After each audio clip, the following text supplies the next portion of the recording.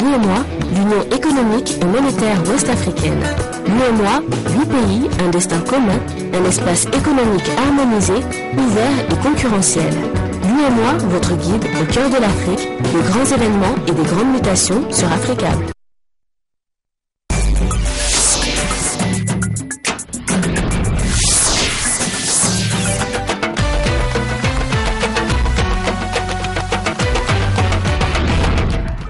Nouvelle édition sur Africable Télévision. Bienvenue, bonsoir à tous. Voici les titres de ce journal.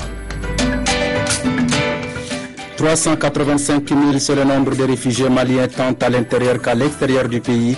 Le chiffre a été donné par le Haut Commissariat des Nations Unies aux réfugiés qui en appelle à l'aide internationale. Jets de pierre, pneus brûlés, usage de gaz lacrymogène, c'est l'image que l'on retiendra du deuxième anniversaire de la révolution égyptienne. Des manifestations ont eu lieu dans tout le pays. On dénombre au moins 110 blessés. Coupe d'Afrique des Nations, Afrique du Sud 2013, deuxième journée du groupe C. La Zambie, champion d'Afrique, a été tenue en échec par le Nigeria, un but partout. Voilà pour le sommaire. Les islamistes ont dynamité ce vendredi un pont qu'ils jugeaient stratégique près de la frontière nigérienne dans l'espoir de stopper l'avancée des troupes tchadiennes et nigériennes vers Gao. Je vous propose d'écouter Mohamed Bazoum, le ministre nigérien des Affaires étrangères. Depuis que les attaques de l'armée française ont commencé sur l'autre côté du front, il était prévisible que les terroristes se concentrent de ce côté-ci et qu'ils usent de tous les moyens à leur portée. Or, Dieu seul sait s'ils ont des moyens à cet effet. Nous ne sommes pas surpris par leur capacité technologique et leur capacité de nuisance. Vous savez que nous gérons ce genre de conflit depuis bientôt plusieurs années. Nous avons eu affaire à 2 générations de rébellions dans un contexte géographique, humain semblable. Et nous avons une armée plutôt aguerrie et qui sait à quoi s'attendre. Et nous sommes sûrs qu'elle fera face à cette situation avec honneur. Je vous l'annonçais dans les titres. D'après le Haut Commissariat des Nations Unies aux réfugiés, l'instabilité au Mali a provoqué depuis un an 230 000 déplacés à l'intérieur du pays et 150 000 réfugiés dans les pays voisins. L'agence onusienne en appelle à l'aide internationale. Le camp mauritanien de Mbéré s'étend à perte de vue. Ici vivent 4500 réfugiés qui ont fui le Nord Mali. Rien que dans la journée de mardi, 1500 nouveaux arrivants ont été enregistrés. Mauritanie, Niger, Burkina Faso, d'après le HCR, 150 000 Maliens sont désormais réfugiés dans les pays voisins du Nord Mali. Mais la situation pourrait être plus critique encore pour les 230 000 déplacés à l'intérieur du territoire, obligés de prendre la direction du sud pour fuir les combats. Ils sont parfois obligés à dormir dans la rue ou dans des mosquées ou dans des écoles parfois. Et la plupart ont trouvé des abris avec de la famille. Mais leur situation reste très très précaire. Des villes comme Bamako, Mopti, Ségou ou ici, Diéné au centre du pays voient chaque jour des centaines de personnes affluer. Des familles souvent esselées et sans ressources. Nous sommes ici en très difficulté, mais on trouve un peu à manger, sinon c'est très cher, c'est très dur pour nous, les déplacés, parce qu'on n'a aucune aide. Et nous sommes là, on ne connaît personne. Le Haut Commissariat aux réfugiés s'attend à ce que le nombre de déplacés et réfugiés atteigne 700 000 dans un futur proche. Une situation critique qui touche, rappelle l'agence, des pays qui font partie des plus pauvres du monde. À présent, ce communiqué qui vient de nous parvenir, le chef d'état-major général des armées maliennes rassure l'opinion nationale et internationale ainsi que les organisations de défense des droits de l'homme sur son engagement à respecter scrupuleusement les principes édictés par les différentes conventions internationales ratifiées par la République du Mali. Les forces armées de sécurité du Mali font le serment de veiller scrupuleusement à la protection des personnes et de leurs biens sur l'étendue du territoire national. Communiqué signé par le directeur de la direction de l'information des relations publiques des armées, le lieutenant-colonel Souleymane Maïga, autant pour moi. Autre titre de l'actualité, vous vous en souvenez sûrement, il y a un an, le régime du président égyptien Hosni Moubarak tombait sous la pression de la rue. Aujourd'hui, le pays célèbre cet anniversaire. Dans ce deuxième anniversaire dans les violences, des manifestations ont eu lieu dans tout le pays, on dénombre au moins 110 blessés. Jets de pierre, pneus brûlés, usage de gaz lacrymogène. À Alexandrie, c'est ainsi qu'on se souviendra du deuxième anniversaire du début de la révolution égyptienne. Certains sont incapables de se relever. Au Caire, la place Tahrir, noire de monde. Parmi les manifestants, les deux chefs de l'opposition au régime des frères musulmans, Mohamed El Baradei et Hamdin Sabahi. Aujourd'hui, le peuple égyptien est en train de continuer sa révolution. Il est en train de dire non aux frères musulmans, non à un groupe qui contrôle toute la sphère politique. Nous voulons une démocratie constitutionnelle, une justice sociale, le respect des droits des martyrs et la garantie d'élections justes. Dans certaines rues menant à la place, des jeunes, pierres à la main, visent la police. La colère gronde dans une Égypte rongée par le chômage et la crise. Wafa a perdu son fils de 19 ans, mort il y a 2 ans pendant les premières manifestations.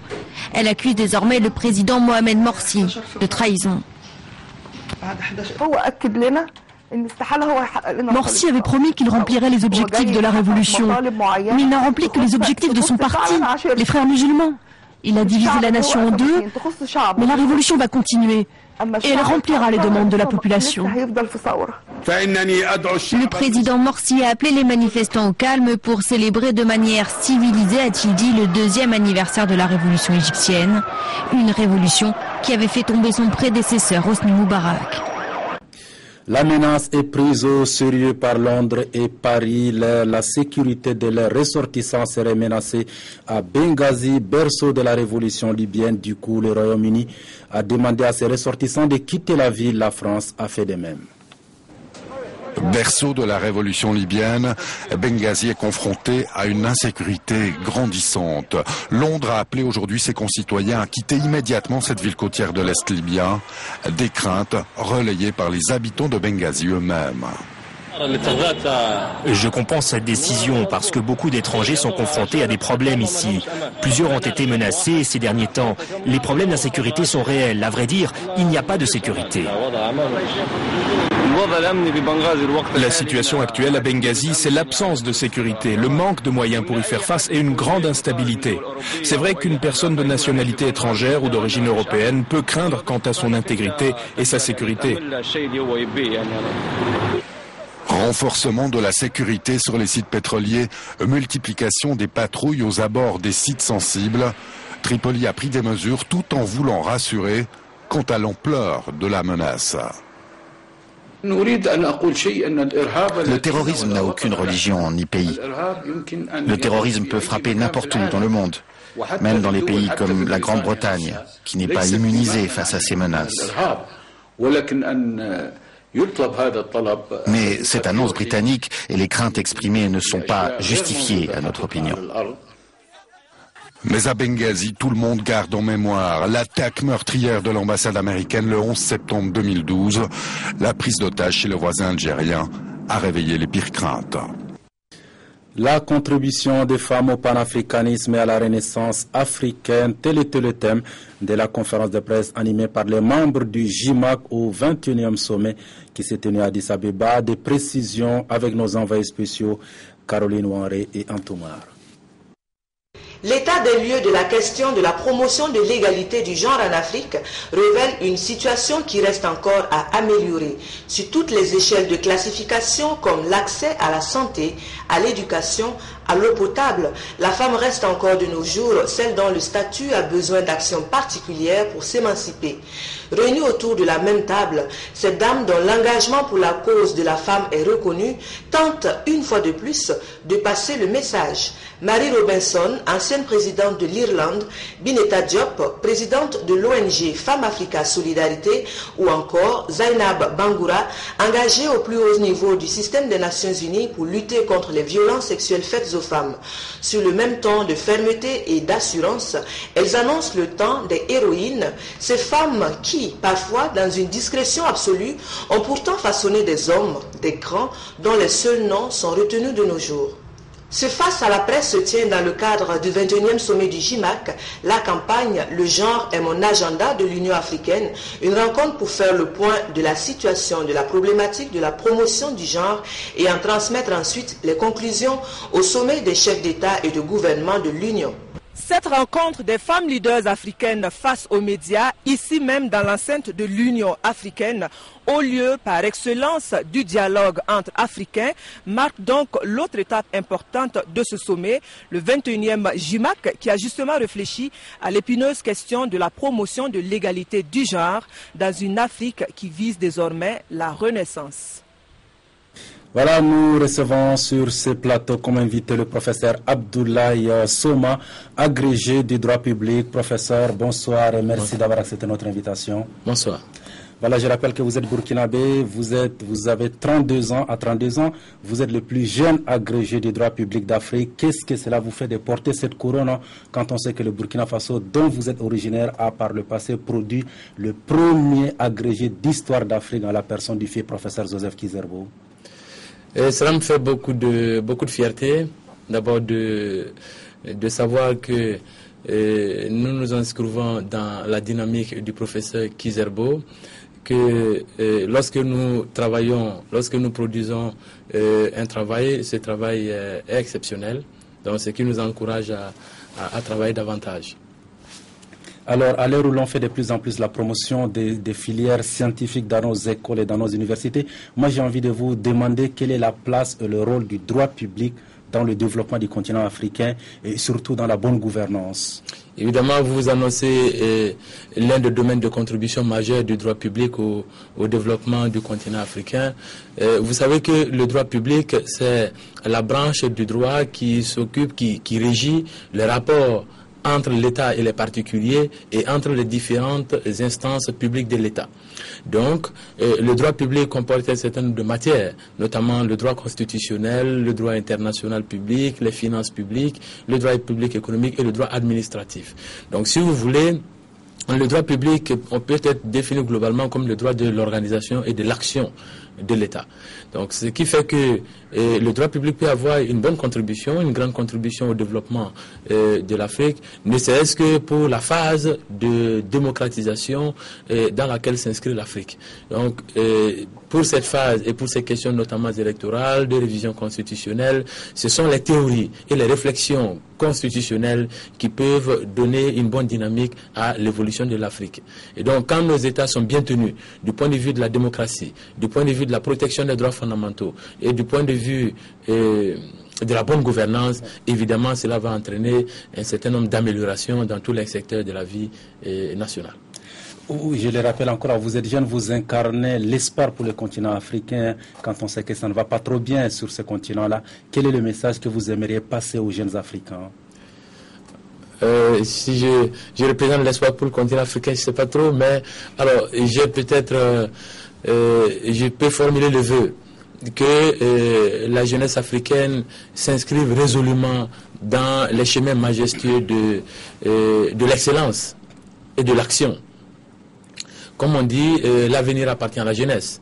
Donc si nous voulons porter au plus haut ce continent africain dans les années à venir, il faudrait que nous travaillions davantage. Il faudrait que nous redoublions d'efforts, puisque nous sommes dans le monde avec des contrées qui sont beaucoup plus avancées que nous. Si nous voulons être au niveau de ces contrées, au moins les égaler un temps soit peu, il faudrait que nous travaillions beaucoup plus que les personnes de ces contrées-là. Donc je ne peux appeler la jeunesse qu'à plus de rigueur, plus de travail, plus d'excellence. Voilà, professeur Abdoulaye Soma, merci d'avoir répondu à nos questions. Vous souhaite bonne chance. Merci beaucoup. En Côte d'Ivoire, les avocats de Charles Blé Goudé dénoncent une irrégularité dans la procédure de transfert de leurs clients. Ils mettent en exergue son caractère politique. Selon eux, le droit à la défense et les droits humains de Charles Blé Goudé ont été violés. Ils exigent de connaître le lieu de sa détention. Je vous propose d'écouter le conseil du collectif de son avocat. Il se trouve que Blé Goudé, de son domicile, a été conduit à la BNI, qui est l'équivalent, comme on l'a dit, de la DST ici. Et de là, il a été conduit immédiatement, sans autre forme de procès, à la frontière ivoirienne. Ça, nous allons dénoncer cela et c'est pour ça que nous entendons saisir la Cour de la CEDEAO pour initier une procédure contre cette façon de faire. Et puis ensuite, Blé Goudé est conduit à Abidjan. Normalement, il devait être présenté immédiatement à un juge d'instruction, d'abord au parquet et puis ensuite à un juge d'instruction. Et c'est ce qu'on appelle la première comparution. Et devant le juge d'instruction, on allait lui notifier, le juge d'instruction allait lui notifier les inculpations retenues contre lui. Il est venu, ça n'a pas été fait immédiatement, c'est vendredi dans la matinée. Donc, le même vendredi, il aurait été présenté à la justice pour globaliser ce qui n'a pas été fait. Maintenant, où M. Blé Goudé est détenu? C'est ça la grande question. Et c'est entre autres raison, celle pour laquelle nous l'avons conduit à cette rencontre. Où est détenu Blé Goudé? Retour au Mali dans le cadre du renforcement et la consolidation des acquis dans les domaines de l'éducation et de la santé dans le district de Bamako. Plan Mali en partenariat avec World Education et ASAF a organisé ce vendredi un atelier de partage. C'était à l'hôtel El Farouk de Bamako. Le compte rendu de Diakadi Diatangara Echek, Tidiane Koulibaly. Appuyer la réalisation des plans de développement des collectivités territoriales des 6 communes de Bamako, renforcer le processus de la décentralisation et les capacités des collectivités et mettre en place un cadre de dialogue social participatif entre les acteurs du secteur de l'éducation et de la santé, tels sont entre autres les objectifs de cet atelier. Les objectifs que vise cet atelier sont partager les résultats des séances de travail avec les CPS, santé et éducation et les collectivités territoriales sur les plans d'action, plans opérationnels des CPS, reprioriser et élaborer en groupe de travail le plan d'action de chaque CT pour la période de janvier à août 2013. Et chaque collectivité, commune 1, commune 2, commune 3, commune 4, commune 5, commune 6 et le conseil district ici présent, en nombre d'acteurs, chacun aura le plan d'action provisoire qu'il a pour lui-même. Parce que cette fois-ci, on a fait une action qui a permis à chacun de se prononcer par rapport à ses besoins. Ils se sont appropriés de ses besoins. Aujourd'hui, ils doivent encore se prononcer aujourd'hui pour dire voilà, ces besoins sont nos besoins et nous voulons qu'ils soient financés. Initié par le Royaume des Pays-Bas avec l'appui du consortium Plan Mali, World Education et ASAF, ce projet d'appui au développement des secteurs sociaux de base, éducation et santé dans le district de Bamako couvre une période de 7 mois, à savoir de juin à août 2013. La Coupe d'Afrique des Nations 2013 bat son plein en Afrique du Sud. Première grosse victoire. Le Burkina Faso vient de crucifier l'Éthiopie par le score de 4-0. Les échos, vous en aurez ça se passe en Afrique du Sud tout à l'heure avec Yacouba Dansoko. Mais avant, voyons le match Zambie, Super Eagles du Nigeria, champion d'Afrique. La Zambie a été tenue en échec donc par le Nigeria. Un but partout. Le compte rendu, Yacouba Dansoko. Dans ce match Zambie-Nigeria, comptant pour la deuxième journée dans le groupe C, ce sont les Super Eagles qui vont imposer leur jeu. La Zambie est bousculée dans sa propre base. À la 24e minute, Nkassou déstabilise Moussa dans la surface. L'arbitre égyptien désigne le point du penalty. Face à Moné, John Obi Mikel rate le cadre. 4 minutes plus tard, réaction zambienne. Chichamba met en difficulté Enyama. La mi-temps intervient sur un réveil de Chipolopolo. À la reprise, les Super Eagles imposent leur rythme. Sur cette perte de balle de Chichamba, le Nigeria va ouvrir le score par Emmanuel Emeneki. À 7 minutes du coup de sifflet final, sur un pénalty litigé accordé par l'arbitre égyptien Guéat, la Zambie égalise par son gardien de but. Mouene prend à contre-pied Vincent Enyama. Comme lors de la première journée, c'est le statu quo dans ce groupe C en attendant la rencontre Burkina Faso-Éthiopie. Les champions d'Afrique ont néanmoins eu chaud. Vous l'aurez compris, cet reportage tourné juste avant le match Burkina Faso-Éthiopie dont le résultat vient d'être communiqué tout à l'heure. Le score donc 4-0 pour le Burkina Faso. C'est la fin de ce journal. Merci de l'avoir suivi. Passez d'excellents moments en compagnie d'Africable Télévision. À demain pour d'autres actualités sur Africable Télévision.